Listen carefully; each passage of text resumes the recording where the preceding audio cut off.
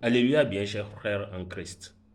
Je reviens encore pour les nouveaux membres ou les sympathisants et ceux qui sont candidats au baptême dans l'église du christianisme céleste. Il y a les préalables et parmi ces préalables, nous avons le bain de sanctification, le bain d'entrée. Ce bain est particulier et obligatoire pour ceux qui ne sont pas nés dans l'église du christianisme céleste. Ça se fait avant le baptême et on appelle ça le bain d'entrée. Je ne veux pas dire que c'est la veille du baptême qu'il faut aller le faire. Du moment où vous vous êtes engagé à devenir membre de l'église du christianisme céleste, en attendant que l'on ne programme votre baptême, on vous administre un bain qui est le bain d'entrée. Ou même vous êtes quelqu'un qui veut suivre un peu l'église du christianisme céleste, nos cultes, nos lois, etc. En principe, quand vous n'êtes pas en soutane dans la robe de prière, vous ne pouvez pas suivre le culte dans le temple. Donc, le bain d'entrée vous sera administré et à partir de ce moment, vous pouvez déjà coudre la soutane et porter ça sans même avoir reçu le baptême. Donc c'est à partir du bain d'entrée on est qualifié à porter la soutane. Et ce bain, ça se fait à la paroisse. C'est un devancier, généralement le berger ou quelqu'un que le chargé lui-même a désigné. Ce n'est pas n'importe quel devancier qui s'élève pour vous administrer le bain. C'est le berger de la paroisse ou à défaut, quelqu'un qui lui-même il désigne personnellement, qui va prier sur l'eau pour vous à la paroisse là et vous irez vous laver avec cette eau à la paroisse dans l'une des douches de la paroisse. Donc ce n'est pas un bain mystérieux à faire en cachette ou dans la nuit profonde ou au bord de la plage, au bord de la rivière, dans une forêt quelque part. Non, ça se fait sur la paroisse au vu aussi de tout le monde.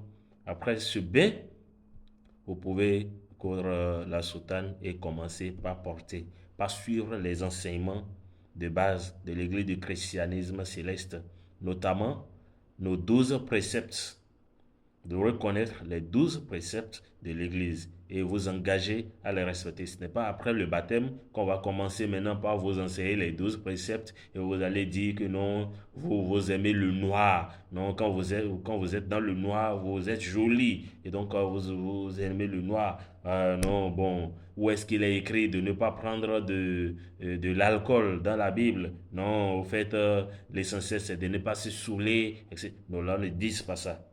Quand vous ne pouvez pas respecter les principes d'une communauté, ne vous y mettez pas.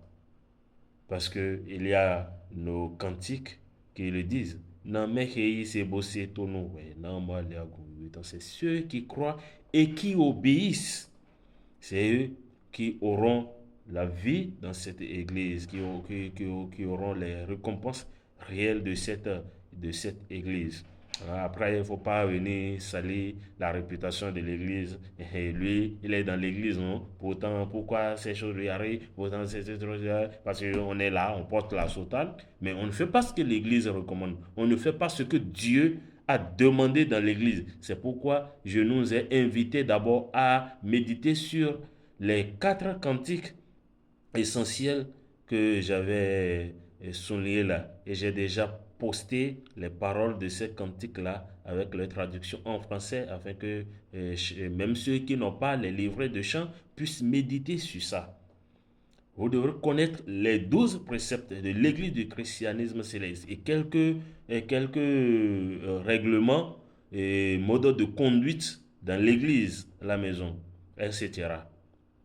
Oui. Là, si ça vous convient et vous êtes engagé, vous commencez par suivre les cultes. L'église du christianisme céleste, ce n'est pas les consultations, les visions par ici, les visions par là. On quitte ici, on va faire circuit de 8 paroisses pour faire des visions partout. Et devancier, Rodemé, prie pour moi. Et visionnaire, tu n'as rien vu. Et frère Oli, viens prier pour moi. Tu n'as rien vu. L'église du christianisme céleste, ce n'est pas ça. Ce que Dieu nous a donné comme puissance, comme autorité dans l'église du christianisme céleste est renfermé dans nos cultes. Les cultes hebdomadaires, mercredi 9h, mercredi 19h ou 18h, selon le pays dans lequel vous êtes, les deux sont justes. Vendredi 13h, vendredi 19h, dimanche 10h, dimanche 19h, les cultes mensuels, le premier jeudi du mois. Le culte commence normalement à 22h avec l'animation. C'est l'adoration qui commence à 1h du matin. Dans le culte, c'est pourquoi on l'appelle premier jeudi. Ça commence à 22h. Mais c'est l'animation qui dure jusqu'à l'entame de l'adoration. Bon, il faut que les paroisses même restaurent ce culte. Ça, ce n'est pas la faute de membres. Si vous voyez que les gens dorment jusqu'à 0h ou bien jusqu'à 1h, bon, allez au culte au moment où il commence quand même l'adoration. Mais c'est une aberration et les paroisses doivent corriger cela.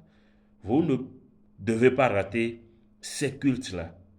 Il n'y a pas de petits cultes chez nous.